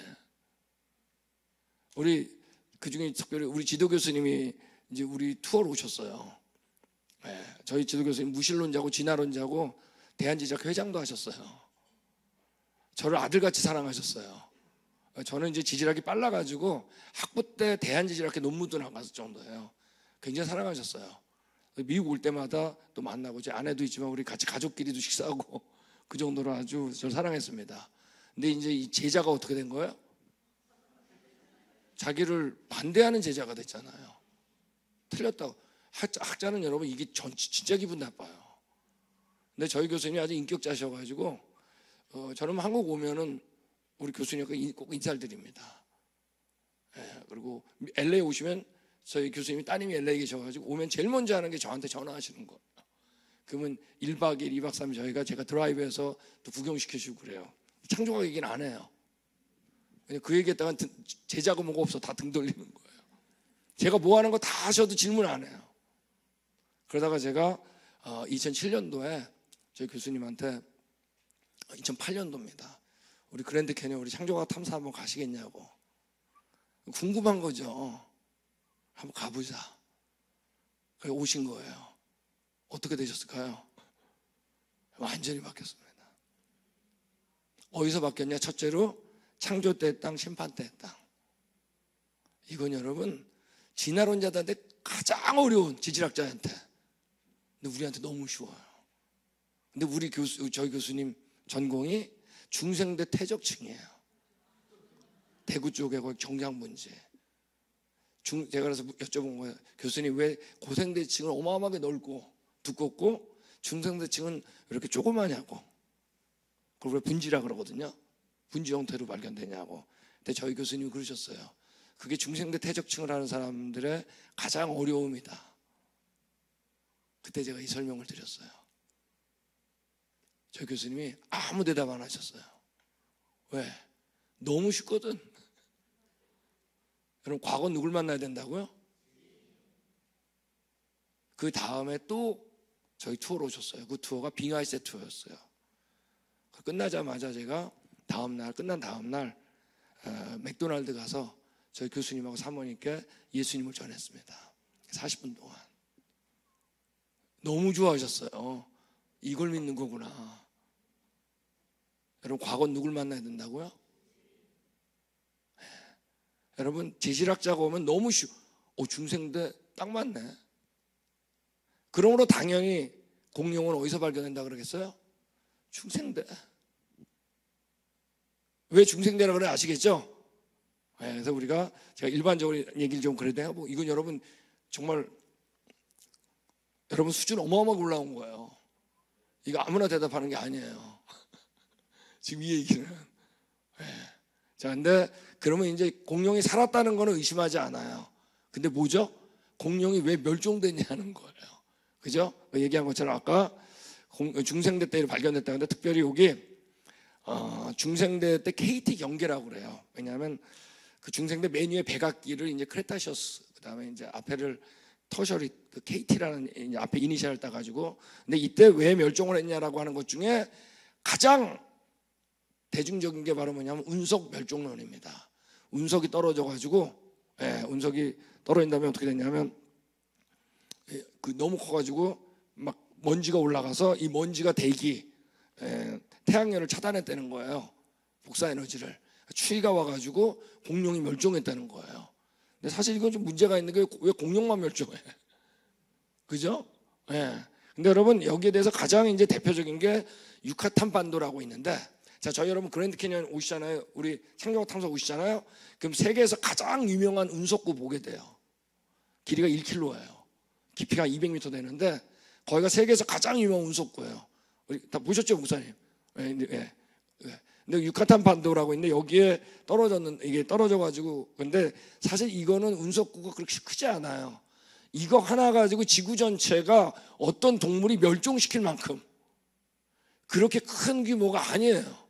그런데 이제 이 얘기를 왜냐하면 여기를 덮고 있는 이 지층에 KT 경계, 여기에 뭐가 발견되냐면 특별한 원소가 발견됐는데 이리듐이라고 하는 원소가 발견됐기 때문에 이 얘기가 나온 거예요. 근데 그 이리듐은 어디서 발견되냐? 운석에서 발견되기 때문이에요.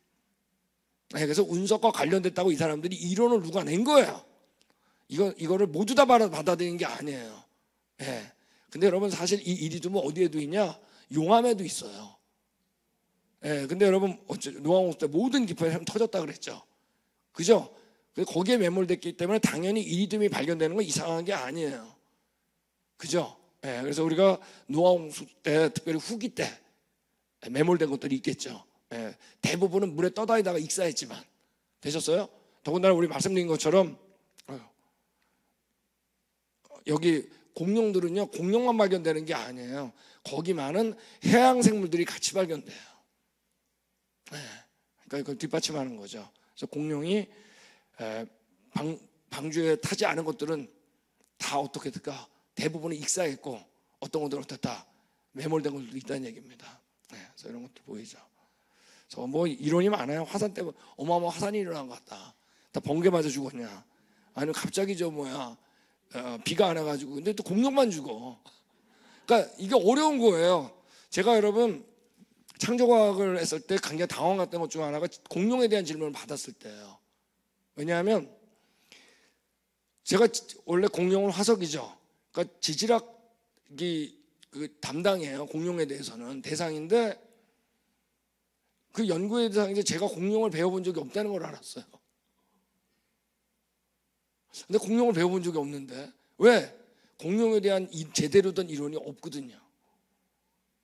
근데 몇 개 안 난 이론들이 무슨 과학 동화라든지 막 이런 데 나와가지고 우리 자녀들을 다 그거를 바꿔버린 거예요. 실제로 여러분 전문가들은 안 그래요.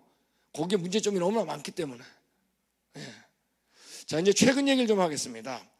최근에 이제 연구된 이제 공룡 연구가 이제 굉장히 놀라운 것들을 보여주는데 공룡 화석에 연부 조직이라는 게 발견됐습니다. 연부 조직이 소프트 티슈인데 근육 아시죠? 뼈가 아니라 근육, 인대, 특별히 혈관, 힘줄 등의 조직을 우리가 연부 조직이라 그래요. 아시겠죠? 자, 근데 이때 미네소타 대학에 이때는 있었는데 이 메리 슈바이처 박사라고 하는 여자분인데 진화론적으로 6,800년 됐다고 하는 공룡 대퇴골에서 연부 조직을 분류했어요. 이 사람 분리하는 데 성공했어요. 자, 우리 여러분 진화론 벗어나셨어요? 지질세포 벗어나셨어요? 자, 우리 노아홍수기 거기서 발견된 거 아시겠죠? 그러면 노아홍수부터 지금까지 한 4,500년밖에 안 돼요. 아시겠어요? 자, 이걸 머릿속에 그리고 들으셔야 됩니다. 네, 근데 이 사람은 당연히 진화론자죠. 이 조직이 대체로 온전할 뿐만 아니라 여전히 투명하고 유연하고 혈관과 세포까지 닮은 미세한 내부 구조 그대로 담아있는 거예요. 그때 찍은 게 바로 이런 것들입니다. 어떤 거는 유연하고 탄력성이 있고 이렇게 잡아당겨도 나도 제자리로 갈 정도로 탄력성이 있었어요. 연부 조직이.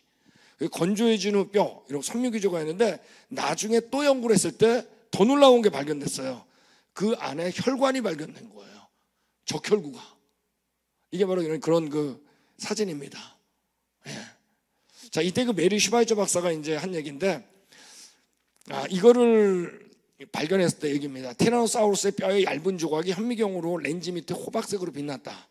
혈관 경로는 골격 사이로 구불구불 지나갔고 뼈 형성 세포를 수용하는 라쿠나의 뼈 속에 있는 작은 공간인데 알려진 작은 방들에는 작은 계란 모양이 나온 거예요. 혈관을 발견했는데. 근데 그때 그러자 한 동료가 그들을 한번 쳐다보고 쏘셨다. 적혈구다, 적혈구. 이게 무슨 말이냐면 이 소프트 티슈, 연부 조직은 여러분 오래 보존이 안 되거든요. 다 썩어서 없어지니까 다 파괴돼야 돼요. 근데 이게 그대로 있었던 거예요. 이게 그때 이제 TV에서 MSNBC라고 하는 곳에서 이제 밑에 티라노사우루스 내부의 혹심을 갖고 이제 조사한 거예요.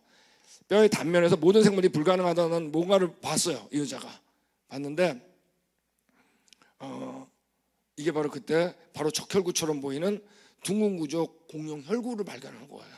적혈구를. 혈관에 흐르는 이 통로 안에 이 작고 동그란 붉은 구조물이 지형처럼 일렬로 줄 서 있었어요. 이 여자예요. 예. 반틈에 밝은 빨간색이었고 여태까지 아무도 이것을 본 적은 없어요. 이 여자가 처음 본 겁니다. 슈바이처 박사가. 7천만 년 됐다고 하는 뼛속에 혈구가 있다니. 불가능해. 여기에 대해서 우리 여기 데렉 브릭스라고 하는 고생물학자인데 예일대학교 박물관 책임자입니다. 이 사람하고도 가서 인터뷰를 했어요, 이 기자가. 근데 이렇게 이제 물어본 거예요. 아무도 공룡이 부드러운 조직을 보존했을 거냐 상상하지 못했다고.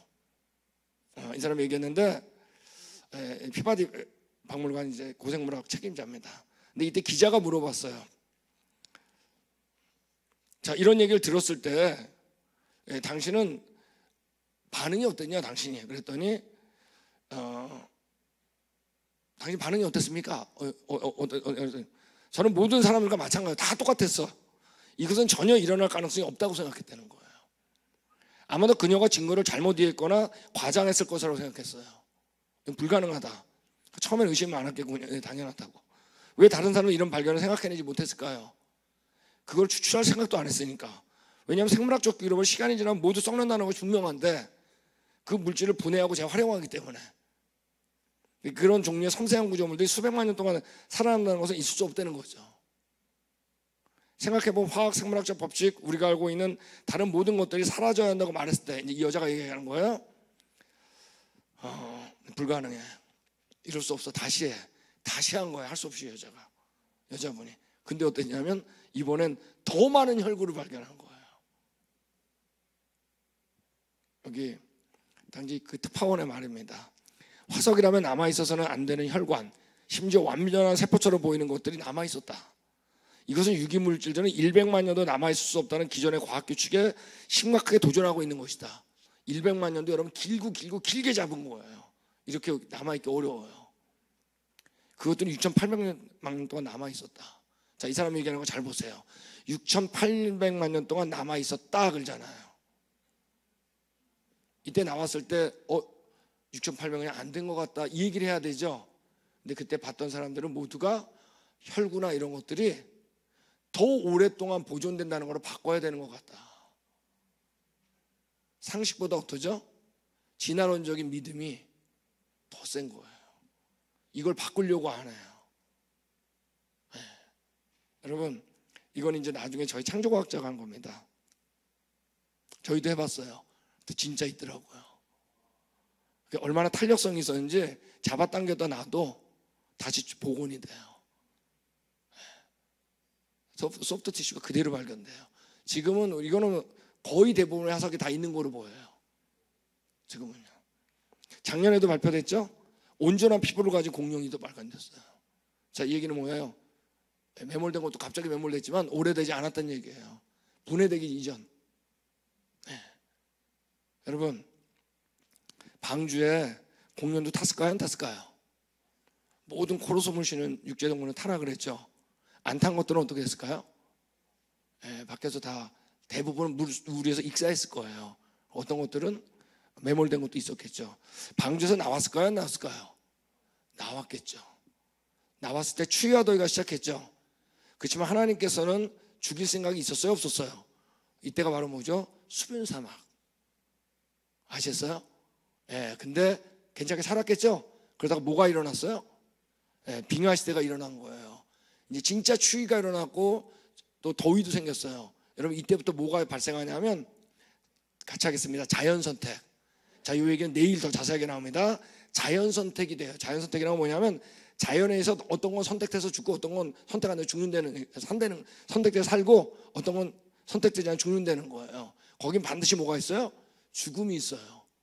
자, 여기 지금 우리 여우가 말이에요. 자기 먹이 찾으려고 바들바들 떨면서 보기 좋으세요? 자, 우리 노아홍 수국이 이제 빙하할 때 끝난 다음에 어땠을까요? 극단적인 변화로 바뀌었죠. 이때 환경 적응에 어려운 것들은 어땠을까요? 이제 멸종하기 시작했겠죠. 그 중에 추위와 더위에 약한 냉혈 동물들이 어려웠겠지. 그 추위에 약한 공룡. 또 어떨까요? 그 다음에 등치 큰 것들은 먹는 게 더 부족했을 거 아니에요. 맞습니까? 그러면 추위에 약한 냉혈 동물 중에 등치 큰 거, 그럼 바로 뭐죠? 공룡. 멸종될 가능성이 높겠죠. 자, 그러면 이제 여러분 진화론 벗어나셨어요? 답변들을 안 하시네. 그럼 사람하고 공룡이 같이 살았다는 얘기 아니야 이거? 그런 직업이 있냐고 감히 생각을 못해요. 근데 여러분 하나 아셔야 되는 건 공룡이라는 단어, 다이노사우루스라는 단어는 1841년에 누가 만든 단어예요. 아시겠죠? 그러니까 여기는 것처럼 컴퓨터 기관자 로켓은 1828년에 만들었어요. 자, 그러므로 그 이전의 논문에 어떤 글에도 1841년 이전에 어떤 글에도 공룡이라는 단어는 있을 수 있을까요? 없을까요? 자, 그러니까 공룡이라는 단어를 찾으면 안 돼. 그죠? 뭘 찾아야 되냐면 어떤 묘사를 찾아야 돼요. 근데 신기한 게 여러분, 어느 나라, 이거 예외가 없어요. 이따 보여드리겠지만 모든 나라가 있어요. 모든 나라가 갖고 있는 동물의 전설이 있어요. 바로 뭔가요? 바로 드래곤이에요. 용.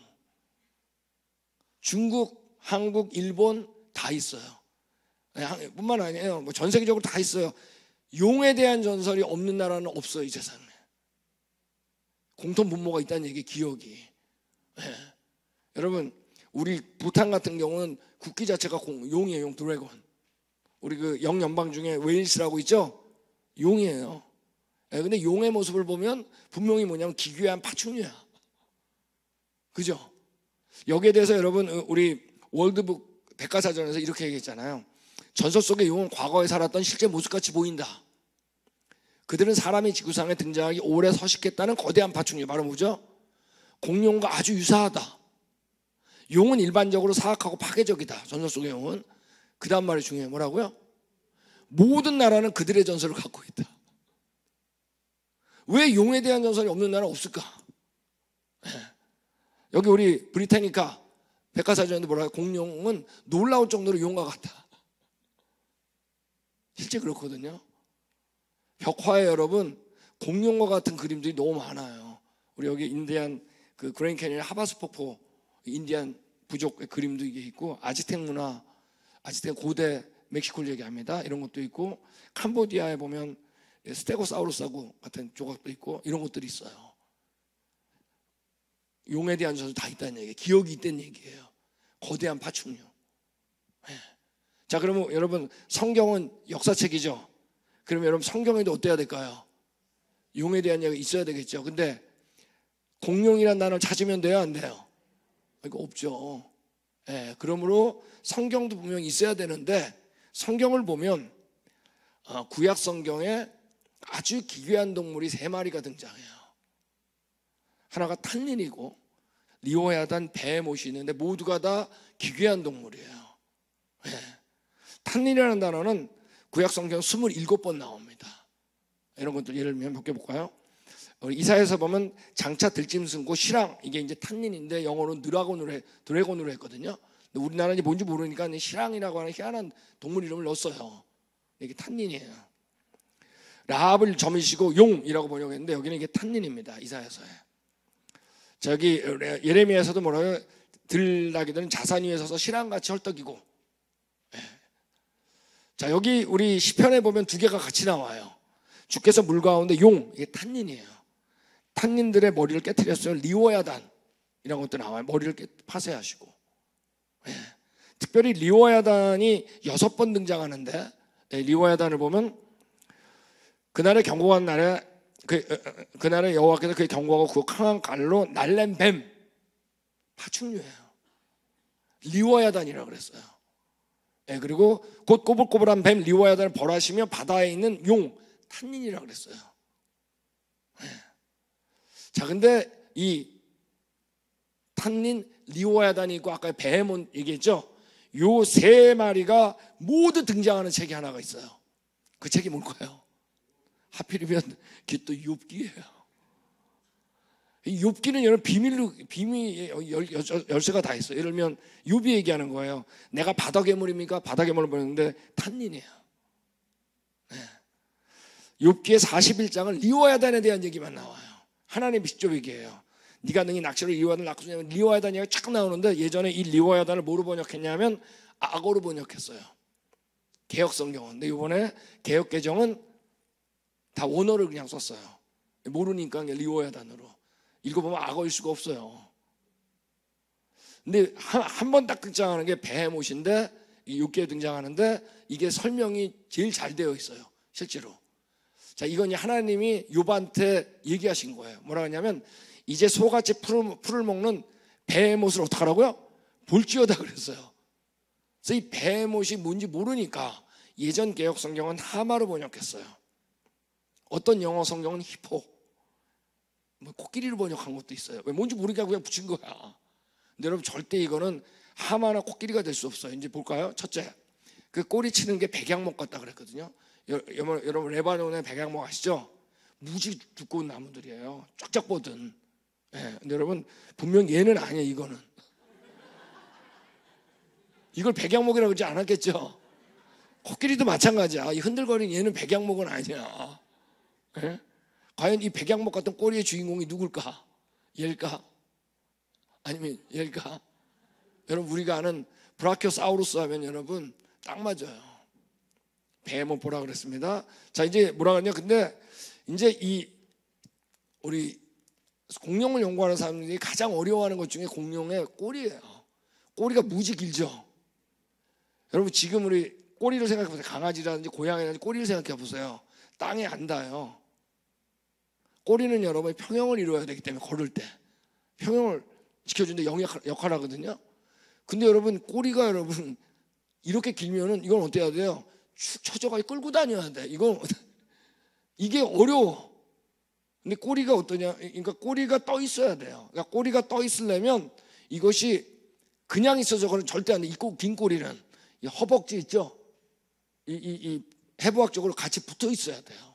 근데 여기 뭐라고 써 있냐면 이 꼬리는 그 넓적다리 힘줄과 이게 서로 연락돼 있다 그랬어요. 여기 이 넓적다리 힘줄 서로 연락돼 있다 그랬어요. 여러분 그러니까 우리 꼬리 할 때 공룡 얘기할 때 막 흔들리는 거 하잖아요. 이게 불가능하다고요. 꼬리만 가지고는. 그러니까 어때야 되냐면 이 힘줄이 꼬리하고 어때야 되냐 같이 연결돼 있어야 돼요. 그래서 걸어 다니면서 어떻게 한 거예요? 꼬리를 칠 수가 있는 거예요. 이 얘기가 기록되는 거 너무 재밌어요. 네.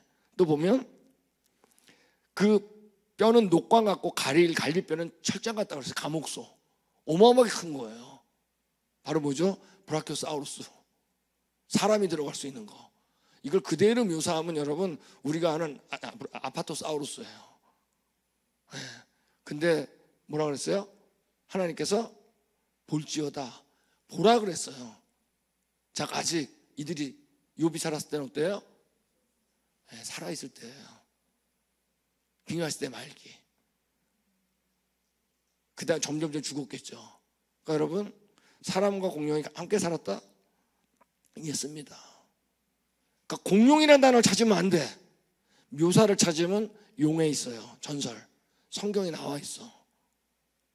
여러분 이제 요약을 하겠습니다. 공룡에 대해서. 하나님께서 공룡을 창조하셨을까요? 안 하셨을까요? 하셨겠죠.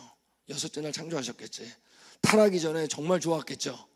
네, 타락 때 어떻게 했을까요? 선악과 따먹는 장 보이죠? 이때 이제 관계가 안 좋아졌겠지. 하나님께서 뱀만 저주하지 않았다 그랬어요. 뭐라고 써있냐면 뱀은 다른 동물보다 더욱 저주를 받아. 이렇게 돼 있어요. 그러니까 모든 동물은 어떻게 했어요? 저주를 받은 거예요. 잘 살았겠죠. 번창했겠죠. 그래도 그러다가 노아 홍수가 일어난 거예요. 방주의 안타깝더래 거의 대부분 어떻게 했을까? 익사했을 거예요. 이 그림이 재미있는데 위에 있는 그림이 노아 홍수 전기입니다. 아시겠죠? 네, 그리고 저탕류 기억나세요? 매몰됐겠죠. 어떤 것들은 그죠? 특별히 어디 노아 홍수 후기 때 얕으니까. 네. 밑에 그림이 노아 홍수 후기입니다. 물이 바다 쪽으로 빠져나간 거예요. 아시겠죠? 그때 화석 지층이 매몰된 것들은 화석으로 남아 있었겠죠. 됐습니까? 자, 근데 방주에서 공룡도 나왔을까요? 안 나왔을까요? 다 나왔다 그랬으니까 나왔겠죠. 나왔을 때 어떻게 했어요? 추위와 더위가 있었지만 살 수 있는 기후였어요. 그죠? 무슨 시대? 수분 사막이었어요. 첫 번째 그림. 되셨어요? 자, 근데 뭐가 일어났어요? 빙하 시대가 일어났어요. 그죠? 끝났어요. 이제 극단적인 날씨가 됐죠? 이때 뭐가 일어나냐? 자연 선택이 시작된 거예요. 점점 줄어들었겠죠? 공룡이 제일 어려웠겠죠? 마지막 한 마리가 죽으면 어떻게 되는 거예요? 멸종이죠, 뭐. 근데 그걸 봤던 밑에 그림. 할아버지가 손주한테 얘기했겠지. 옛날에 나 어렸을 때는 이런 동물이 있었다? 근데 지금 못 보겠다. 자, 이때 여러분 할아버지가 손주한테 얘기할 때 목적이 뭐예요? 사실을 얘기하고 싶은 거예요. 목적이었겠죠. 근데 그 손주가 또 손주한테 얘기해 줄 때는 나의 할아버지가 이런 동물을 봤대. 얼마나 싱거워. 재미없죠. 거기다 거짓말을 넣겠죠. 근데 그 할아버지가 용감하게 죽인 거. 원래 도망갔으면 도망갔는데 거짓말을 넣은 거예요. 자, 바로 뭐예요? 목적에서 이탈. 그 할아버지, 그 손주가 또 손주한테 얘기했죠. 근데 왜 죽인 거예요? 그랬을 거 아니야. 그 녀석이 할아버지 애인을 죽이려고 그래가지고. 여러분, 우린 그런 존재예요. 목적에서 이탈 잘하는 존재. 우리가 뭘 전할 수 있겠어요? 하나님께서 우리에게 계시하지 않았으면. 각 나라에 뭐가 있어서 생긴 거죠? 용에 대한 전설이 있는 겁니다. 봤었으면 틀림없어요. 왜 모든 나라에 드래곤 전설이 있을까요? 네. 지금 우리가 화석을 발견한 겁니다. 진화론 배웠죠? 이제 진화론적 사고입니다. 여러분 아세요? 새들은 공룡에서 진화됐다라고 가리키는 거?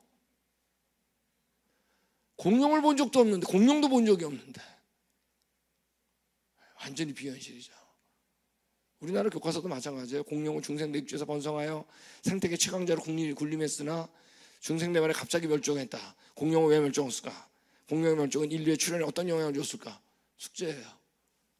이게 지금 과학교과서요. 한국 과학교과서, 우리 자녀들이 배우는 교과서에 들어있는 얘기입니다. 맨 밑에 글씨를 보세요. 크리스천만 사람을 낚는 어부가 아니에요. 역시 애들을 낚는 공룡이 최고야. 사탄도 여러분 사람을 낚아요. 자기 밑으로 늘려고. 진화론적으로 공룡 아직도 몰라요. 왜 그게 싹 멸종했는지, 왜 공룡만 또 멸종했는지. 멸종이란 단어가 뭔지 아세요? 모른다는 얘기예요. 엄밀히 모른다는 얘기예요. 갑자기 화석에서 사라져. 모를 때 과학자들이 용어를 만들어요. 꼭 아는 것처럼. 그걸 멸종이라고 이름을 써요. 안에 들어가 몰라. 우리 언제 가져왔어요? 네, 그리고 타락하고 홍수, 수변 사막, 우리 바벨탑에 이은 빙하 시대, 나머지 기록들. 그래서 공룡은 더 이상 수수께끼가 아닙니다. 그렇죠? 우리한테는 어때요? 너무 좋죠. 우리 언제 가져왔다? 네, 너무 쉽죠 뭐. 자, 이제 퍼즐 조각 하나 보셨어요? 자, 노아 홍수, 빙하 시대 다 연결되죠. 수변 사막 연결되죠. 욥기 연결되죠. 여러분 이게 독립적인 주제가 아니라니까요. 제가 그랬잖아요. 몇 개 맞추나 보라고. 얼마나 맞추나 보자고. 정말 어떻게 맞나. 자, 그래서 이제 남은 시간에 가인의 아내에 대한 얘기를 하겠습니다. 네, 보면 이 질문이 왜 나오냐 하면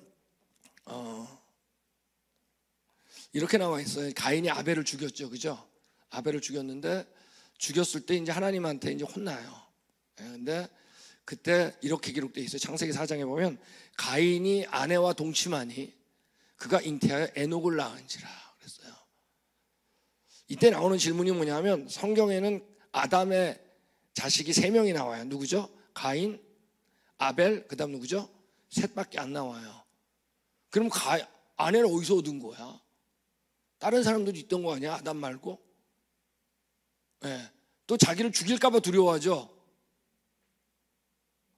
이게 참 묘한 질문이어가지고 이 대답을 하면서도 상대방이 그 다음 질문이 뭐 할까 봐 두려워요. 그러면 시스터하고 결혼했겠지. 그러면 근친인데? 막 이런 것들.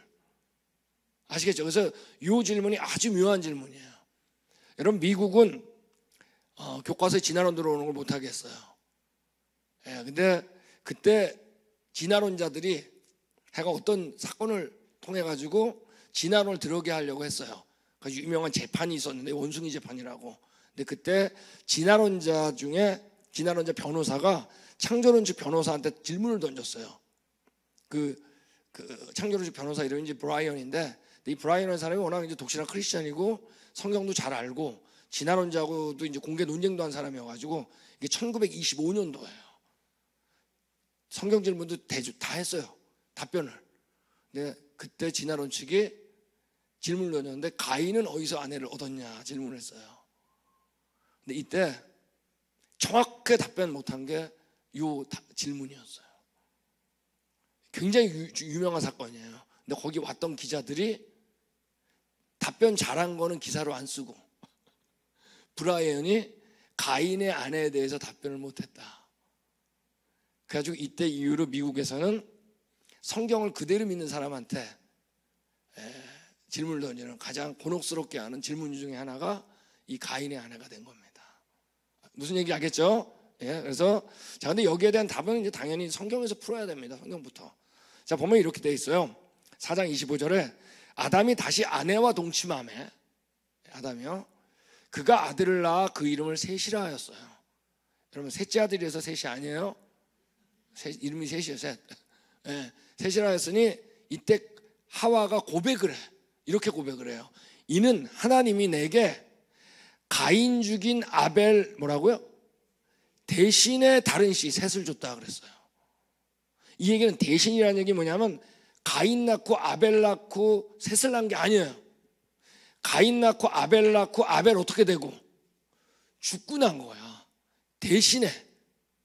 아시겠죠? 그러면 어떻게 되냐면 여러분 이 족보를 보면 아담 셋 에런 쭉 나오잖아요. 이거 좀 확대하겠습니다. 확대하면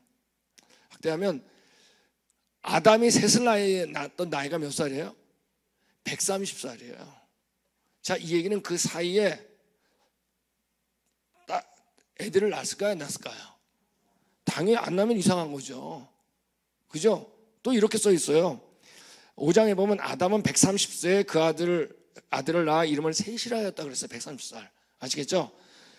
셋을 낳은 후에 800년을 지내면 잘 낳았다. 이건 셋을 낳은 후에만 난 게 아니죠. 그럼 더 이상하지. 그죠? 당연히 그전에도 낳겠지. 이거 안 낳으면 이상한 거죠. 그러므로 당연히 가인이 누구하고 결혼했을까요? 자기 시스터입니다. 그러니까 여기 나온 것처럼 가인 낳겠죠. 아담과 하와가. 아벨 낳겠죠. 계속 낳겠지. 130년 지났겠죠. 그러니까 가인은 누구하고? 자기 시스터하고 결혼했겠지. 근친 얘기는 조금 이따 할 겁니다. 그 다음에 누굴 낳은 거예요? 그 다음에 아벨이 어떻게 된 거예요? 죽은 거예요. 그러니까 가인이 아벨을 죽였을 때는 20대가 아니에요. 100살은 넘어야 돼. 가인하고 아벨이. 아세요? 가인하고 여러분 아담하고 저 가인은 나이 차이가 얼마 안 돼요. 왜냐하면 아담과 하와는 날 때부터 누구야? 어른이죠. 그죠? 하나님께서 땅에 충만하라고 명령했죠. 생육하라고 명령했죠. 그러므로 여러분 아담과 하와는 자녀를 바로 낳을 수밖에 없어요. 그 명령을 바로 수행했을 거기 때문에. 만난 첫날 밤 그냥 잤을 거예요. 네. 그 명령이었잖아요. 그죠? 네. 그러므로 아담과 하와가 이걸 추적하면 에덴 동산에 있었던 시기는 굉장히 짧아야 됩니다. 아쉽지만 몇 개월밖에 안 됩니다. 적어도 10달보다 짧아야 돼요. 밖에 나와서 났으니까. 네. 그러니까 여러분 그 에덴 동산에 행복했던 기간은 그렇게 길지 않았어요. 네. 자, 근데 어쨌든 나와서 아벨이 어땠어요? 죽였으니까 그때쯤 됐다는 얘기입니다. 자녀 브라더인 시스터가 있었겠죠. 자녀들. 그 다음에 셋을 낳은 거예요. 누가 죽은 다음에? 아벨이 죽은 다음에. 그 다음에 또 자녀를 낳았겠죠. 되셨어요? 자, 오늘날에는 근치는 안 돼요.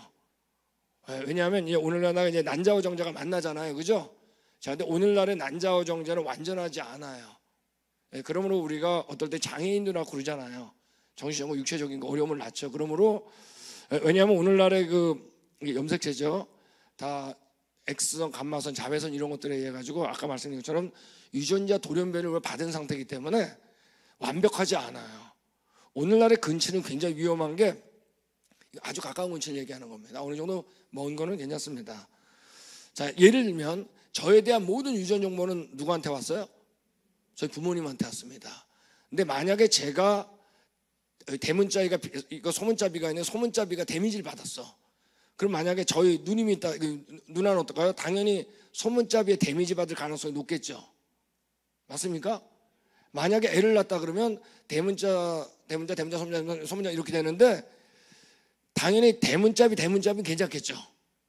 네, 근데 소문자비는 그 비에 대한 기능을 하는데 문제가 있을까요, 없을까요? 당연히 있어요. 그렇지만 대문자비, 소문자비일 경우는 대문자가 살아있죠. 그 중에 하나가 살아있으면 그 기능을 하는 데는 문제가 없어요. 기능에는 잠재적으로 소문자가 있는 거지. 아셨어요? 네, 그러므로 오늘날에는 근치는 위험하다는 거예요. 좀 더 이제 안에 들어가면 우리 DNA 복제하는 과정인데 여기 꼬불꼬불한 거 있죠? 꼬불꼬불한 게 돌연변이 받은 부위입니다. 초록색 일자 있죠? 건강한 부위의 유전자. 그러면 둘이 복제를 하면 말이에요, 이쪽과 이쪽이 만나가지고 복제가 일어나요. 네. 자, 근데 먼 친척 간에는 서로 만나지가 않죠. 그래서 결손 유전자가 보완되게 있어요. 자, 근데 이제 만약에 근친일 경우는 어떻게 되냐면 여기 있는 것처럼 같은 부위가 꼬불꼬불 돌연변이를 받았을 가능성이 높아요. 그래서 만약에 이 양쪽에서 한쪽씩 받아가지고 복제가 일어날 때 어떤 일이 일어나냐면 같은 곳, 이 부분이 결손이 겹칠 가능성이 높아요. 그러므로 근치는 위험한 겁니다. 자, 근데 계속 우리 언제 가져왔다고요? 처음이 좋았죠? 예, 여기 나온 것처럼. 자, 우리 한번 같이 읽겠습니다. 시작.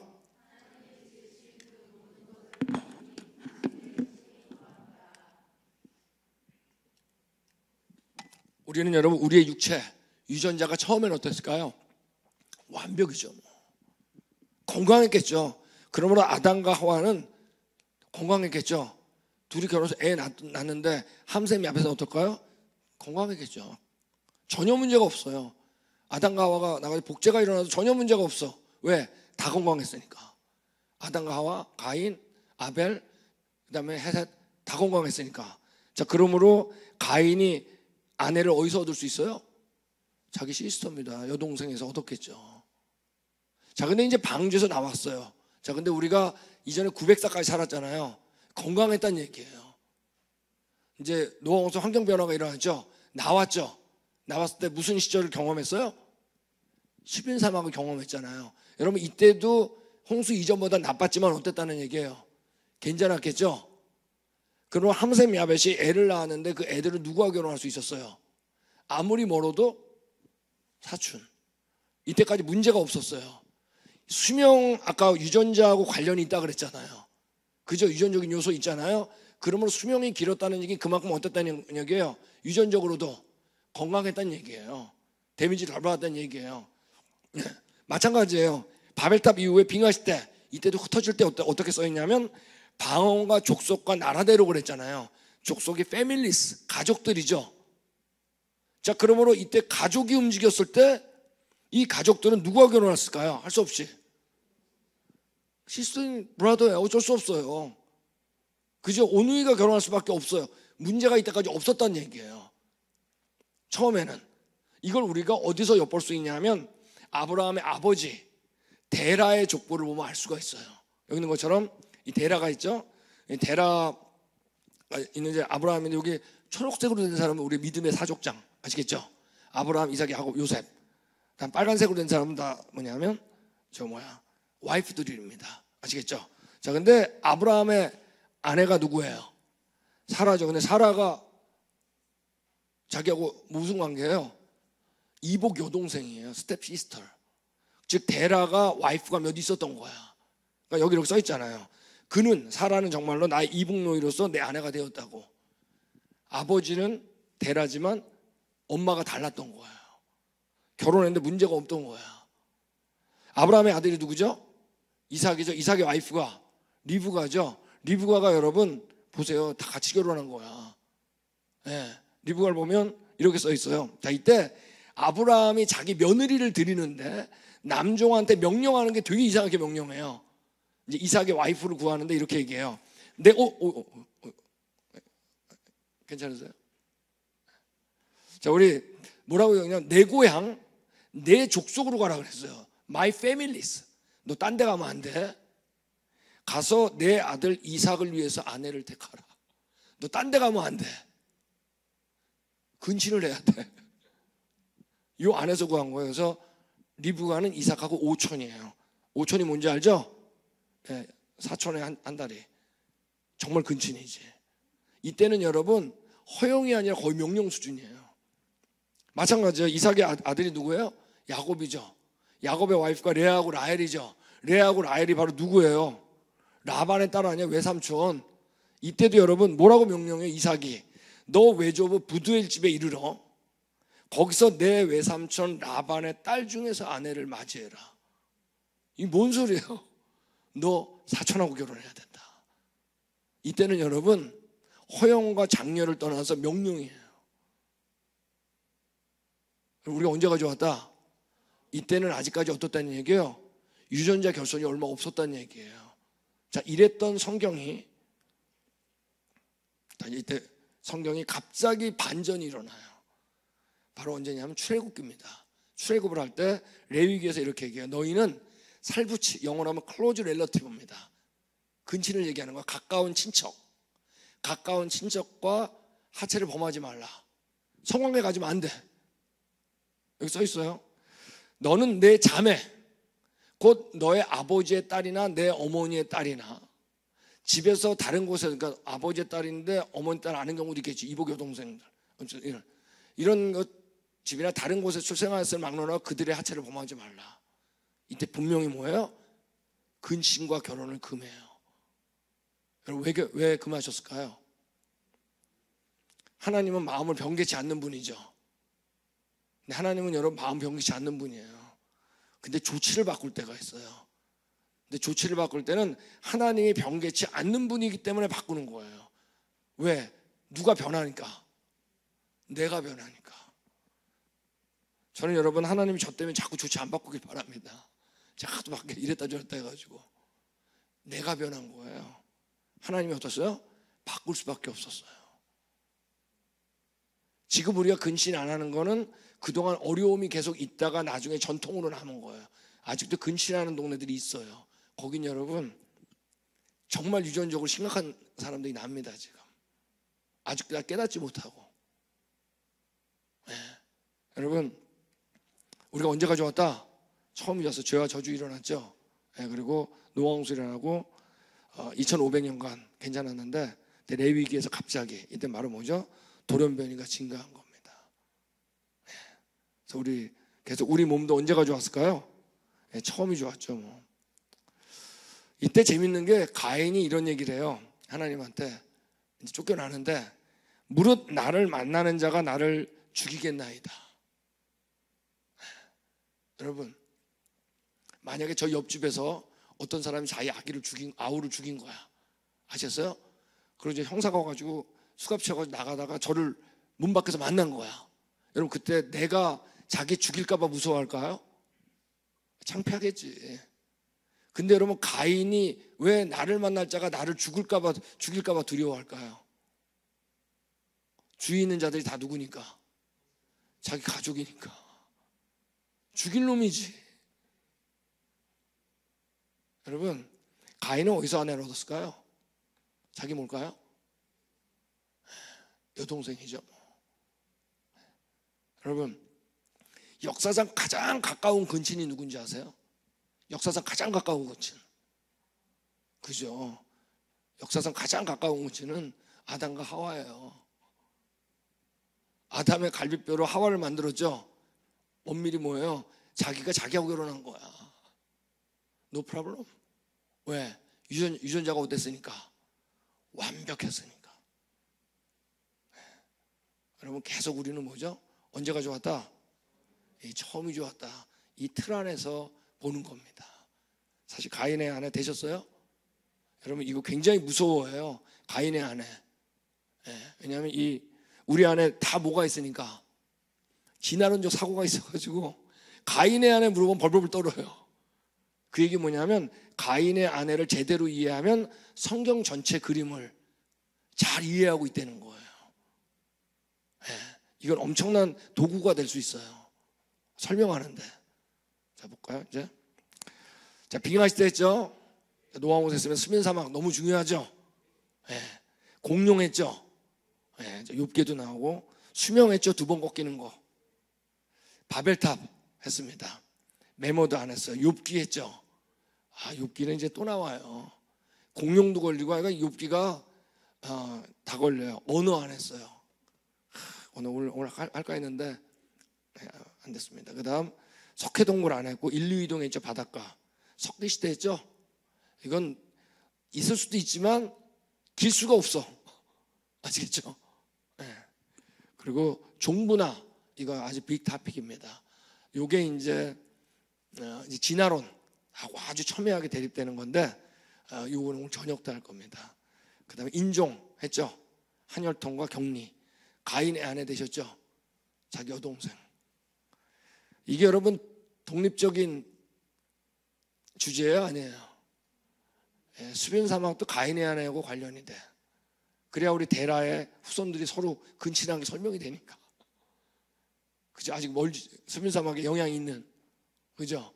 그래서 우리가 여러분 이게 분명 지금 추세로 보니까 다 맞춰지겠죠? 이걸 여러분 이렇게 맞춰야지 나중에 믿겠지 하고 머리 써가지고 만들었을까요? 이게 머리 써서 될 일이에요? 그냥 뭐예요? 사실을 적은 거예요.